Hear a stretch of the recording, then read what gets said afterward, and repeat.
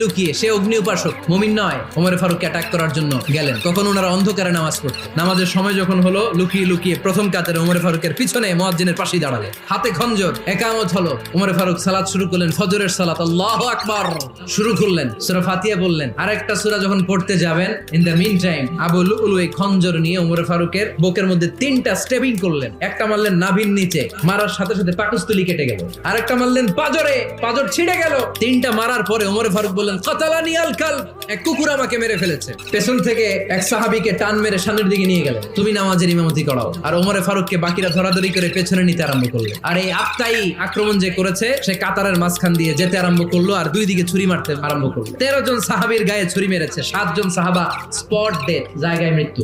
এই ভয়ঙ্কর অবস্থা দেখে এক সাহাবী বুরনুস, এক ধরনের জুব্বা আছে মাথাওয়ালা, অনেকে জ্যাকেট পরছেন না এরকম মাথাওয়ালা, লম্বা জুব্বা আছে, আর ওরা শীতে পড়ে মাথাওয়ালা, এই মাথাওয়ালা জুব্বা বের করে এক সাহাবী জালের